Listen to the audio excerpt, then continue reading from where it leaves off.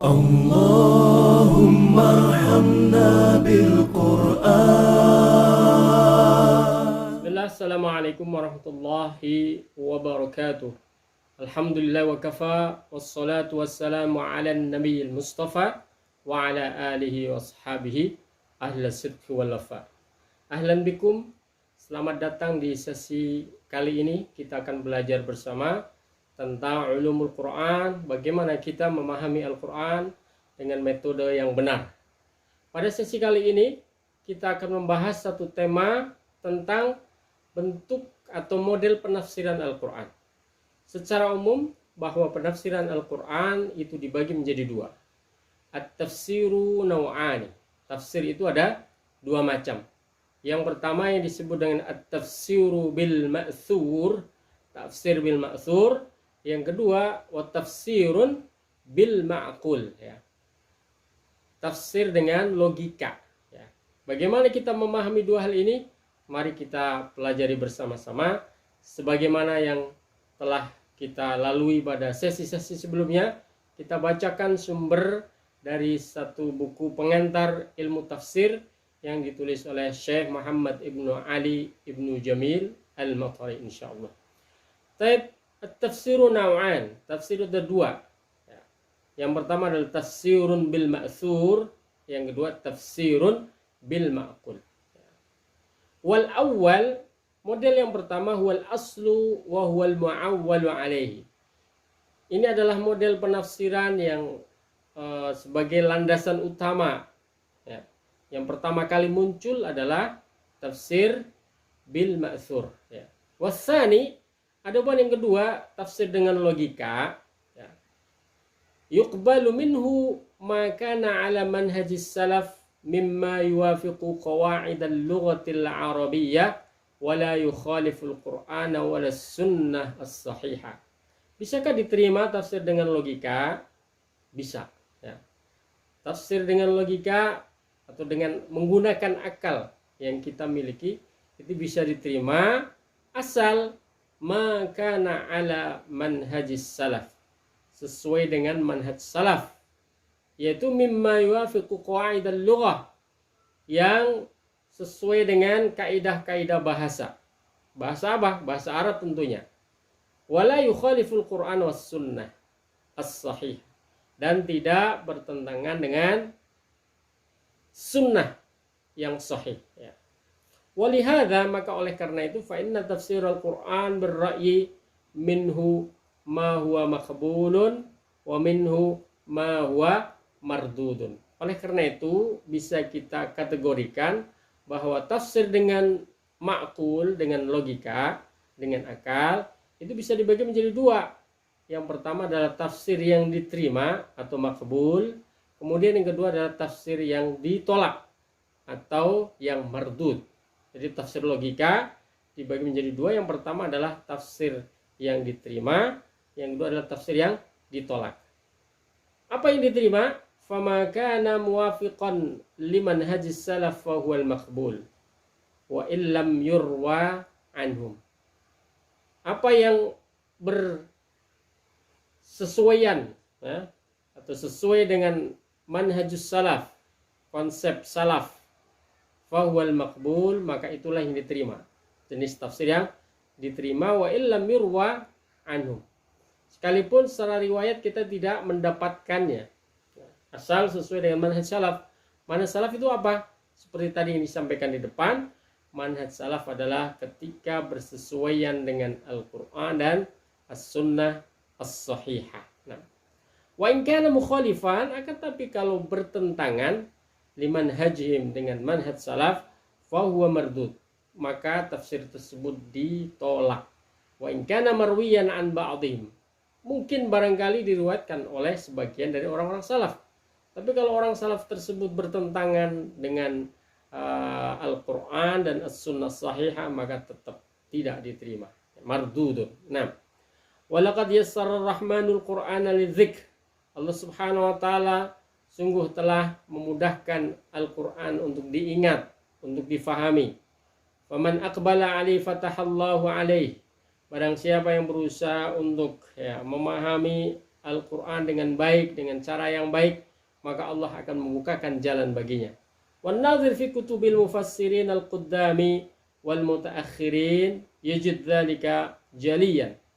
Yubayyinu sidqa man qala kam tarakal awwalu lil akhir. Kalau kita menelaah, menelisik ya, manhajnya orang-orang salaf, maka kita akan mendapatkan bahwa di sana ada bukti nyata apa yang sudah kita nyatakan sebelumnya. Sekalipun seorang itu menafsirkan dengan akal, asal bersesuaian dengan manhaj salaf, sesuai dengan Al-Quran dan As-Sunnah sahihah, maka itu akan diterima.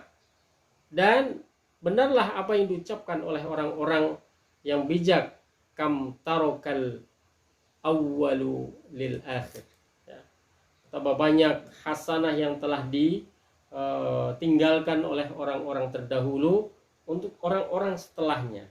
Nah, maka inilah yang mungkin menjadi landasan kita, bahwa tafsir itu ada bil ma'thur, ada bil ma'qul. Kapan diterima tafsir bil ma'qul? Nah, tadi ketika sesuai dengan manhaj salaf, sesuai dengan Al-Quran dan As-Sunnah As-Sahihah. Kemudian wala yakhfa 'ala man yaqra' fi kutubit tafsir annahu yajidul mufassir yadhkuru aqwalan katsirah lam yasbiqhu ilaiha ahadun. Wa minhum al-mukthir wa minhum al-muqil. Kalau kita menelaah kitab-kitab tafsir yang telah dikarang oleh ulama-ulama terdahulu, maka kita akan dapatkan yajidul mufassir yadhkuru aqwalan katsirah. Ada sebagian mufassir, penafsir Al-Quran dari generasi terdahulu itu menyebutkan atau menukil pendapat-pendapat yang sangat banyak, ya. Bahkan barangkali belum ada orang sebelumnya yang menuliskan begitu banyak pendapat-pendapat dari para ulama tentang tafsir suatu ayat. Akan tapi juga kita akan mendapatkan wa minhum al-muktsir wa minhum al-muqil. Ada yang memperbanyak pendapat-pendapat salaf, menukilnya, ada yang menukilnya dalam jumlah yang sedikit, atau al-muqil, ya, atau mengambil hanya secukupnya. Wa katsiran ma yaquluna ala dzalika mimma laysa ma'thuran 'anis salaf wa yuhtamalu kadza au wa tuhtamalu al-ayah kadza. Dan sangat banyak, ya, yang diucapkan atau disampaikan oleh mereka generasi sebelumnya, ya, hal-hal yang barangkali laysa ma'thuran 'anis salaf. Generasi salaf justru malah tidak menggunakan pendapat tersebut, ya. Bahkan mereka menyebutkan di dalam kitab tafsirnya tersebut dengan mengatakan wa yuhtamalu kadza wa tuhtamalul ayatu kadza. Nah, ini bisa jadi maksudnya adalah begini, bisa jadi, ya. Begitu juga ini bisa jadi ayat ini maksudnya adalah begini, ya. Wa min awwali man bada'a hadzal manhaj Syekhul Mufassirin Ibnu Muhammad Ibnu Jarir At-Tabari rahimahullah ta'ala. Dan di antara ulama yang mengawali dengan menukilkan pendapat-pendapat ini dengan konsep seperti itu, ya, adalah seorang ahli tafsir yang bernama Muhammad Ibnu Jarir At-Tabari, yang tentunya kita tahu semuanya tafsir yang beliau sangat dikenal adalah tafsir At-Tabari. Wa ma'a anna tafsirahu musannafun min kutubit tafsir bil ma'thur illa annahu dzakara katsiran min al-aqwal ma 'indahu. Sekalipun tafsir beliau itu terkenal dengan tafsir bil ma'thur, akan tapi beliau juga menukilkan pendapat-pendapat dari yang lainnya, ya.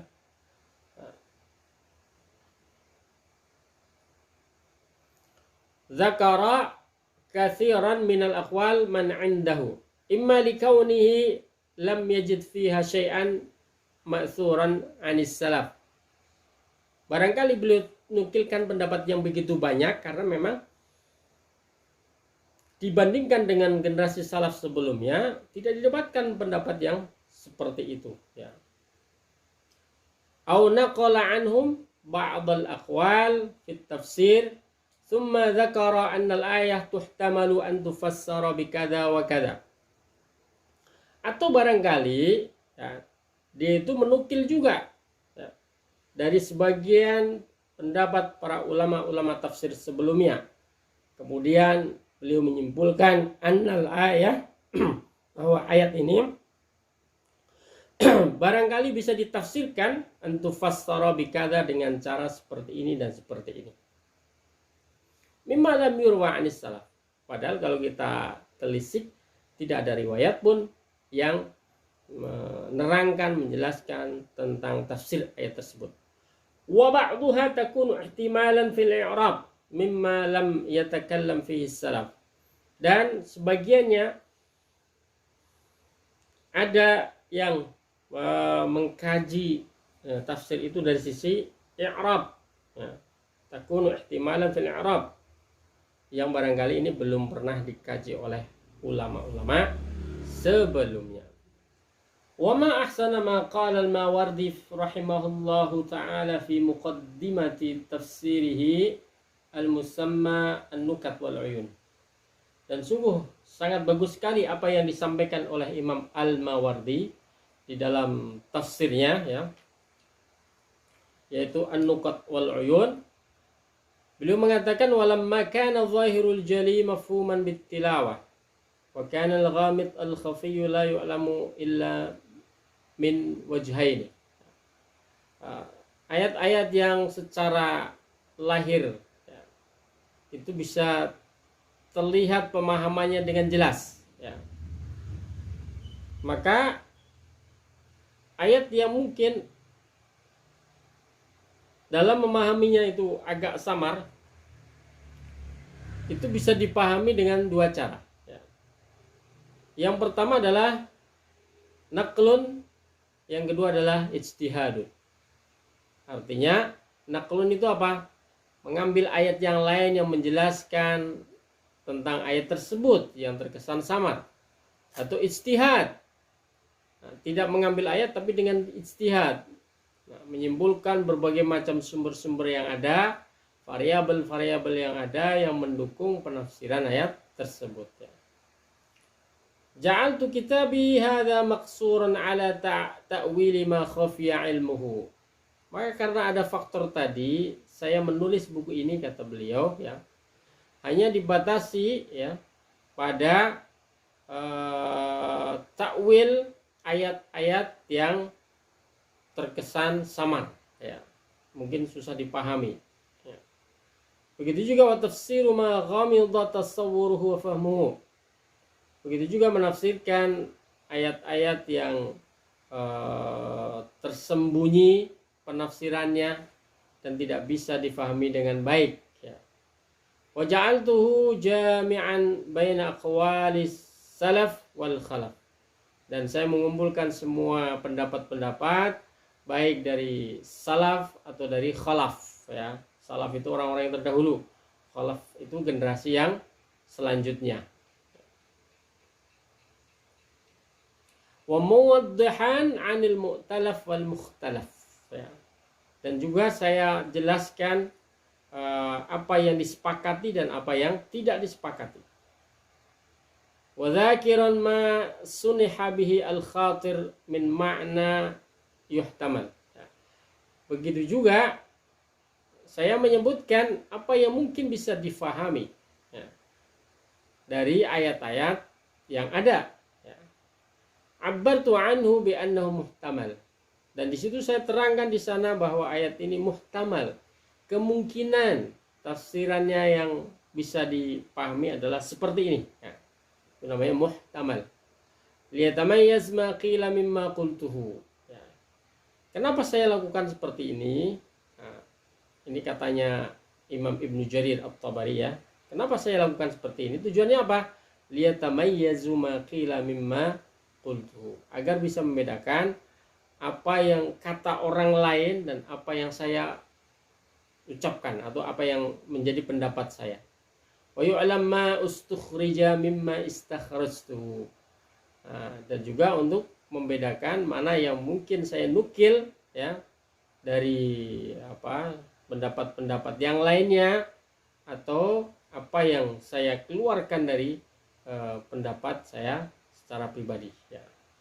Wa minal ajab ayyamna ba'dun nas at-tajdid fi at-tafsir walakin la gharabata fi dhalika faqad za'ama qaumun ighlaqu babil ijtihad fil fiqh liman huwa ahlul ijtihad ya. Dan sangat menakjubkan sekali sebagian orang yang menolak ya pembaruan di dalam tafsir ya. Dan ini tidak heran ya, tidak mengherankan. La gharabata fi dzalik. Faqad za'ama qaumun ighlaqu babil ijtihad. Karena memang sebagian ada yang mengatakan pintu ijtihad sudah ditutup ya. Bahkan mungkin secara umum keseluruhan tidak ada yang boleh berijtihad ya. Padahal di sana masih bisa kita dapatkan ulama-ulama yang punya kompetensi sangat bagus ya. Dengan demikian dia boleh berijtihad sesungguhnya. Maka ini pendapat pertama ya, yang menutup pintu ijtihad di dalam fikih ya, bagi siapa saja secara umum, bahkan bagi orang yang sesungguhnya memenuhi kriteria untuk berijtihad. Akan tetapi wa mana'a qaumun minat tashih wa tad'if fil ahadits walau kana al-mutakallim fiha min ahli al-hadits ya. Akan tetapi satu kaum yang lain, golongan yang lain itu ya, mana dia tidak menerima tashih atau tad'if ya, tidak menerima penelitian untuk menentukan apakah pendapatnya atau hadis yang dibawanya adalah sahih ataupun dhaif, pendapatnya sahih ataupun dhaif ya. Sekalipun yang berbicara saat itu adalah ahlul hadis ya.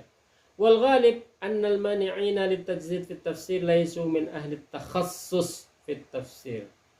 Secara umum kita simpulkan bahwa orang yang menolak tajdid atau pembaruan di dalam tafsir memang mereka adalah orang-orang yang bukan ya, menjadi keahliannya atau bukan orang yang mempunyai kompetensi dalam bidang tafsir. Wa illa fa kaifa yamna'u min at-tajdid fi at-tafsir man yutali' kutub at-tafsir wa hiya mali'atun jiddan bit-tajdid fil ma'ani wa fil uslub. Kalau tidak demikian kenapa dia menolak ya pembaruan di dalam tafsir, padahal dia juga secara nyata bisa mendapatkan kitab-kitab tafsir ya yang di dalamnya juga didapatkan ya tajdid ya, pembaruan terhadap makna-makna yang mungkin belum pernah didapatkan pada kitab-kitab ulama sebelumnya. Ini yang mungkin perlu harus kita fahami ya. Kemudian yang selanjutnya, bal innal mumaris lit tafsir qira'ah wa tadrisan yajidul katsira minal ma'ani wal fawaid wal istinbatat allati lam yajidha fi kutubit tafsir. Bahkan siapa saja yang menelaah, mengkaji, mendalami tafsir dan membacanya secara teliti, maka dia akan mendapatkan ya bahwa di sana ada makna-makna, ada faidah-faidah dan kesimpulan-kesimpulan, konklusi-konklusi yang mungkin belum pernah didapatkan di tafsir-tafsir sebelumnya. Wa hadza min barakatil Qur'an wa min fadli ar-Rahman alladzi 'allama al-Qur'an. Inilah percikan dari keberkahan Al-Quran dan juga karunia dari Allah Subhanahu wa Ta'ala yang membuka pikiran, wawasan para ulama-ulama Islam untuk mengkaji Al-Quran. Dan inilah yang ditegaskan dalam Al-Quran, walaqad yassarnal Qur'ana lidzikri fahal mim muddakir. Masya Allah ya. Maka oleh karena itu ya, Ibnu Adi Al-Hadi meriwayatkan atau menukil pendapatnya dari Syekhul Islam Ibnu Taimiyah. Beliau mengatakan wa kutubun ala tafsiril Qur'anil azim jumlah kabirah ya, tashtamilu ala nafais jalilah wa nukat daqiqah wa ma'anin latifah wa awdah mawadi' kathirah ashkalat ala khuluqin minal mufassirin. Ya. Dikatakan bahwa buku-buku tafsir tentang Al-Quran itu jumlahnya sangat banyak. Ya. Dan ini merupakan kekayaan khasanah keilmian yang luar biasa di dalam Islam. Di sana banyak didapatkan ya catatan-catatan yang sangat mahal ya, dan makna-makna yang sangat lembut ya, dan didapatkan penjelasan-penjelasan yang sangat terang benderang ya, bagi siapa saja yang mendalami tafsir Al-Quran. Sahabat sekalian yang dirahmati Allah Subhanahu wa taala, barangkali kita cukupkan sampai di sini. Insyaallah kita akan bertemu kembali pada sesi berikutnya.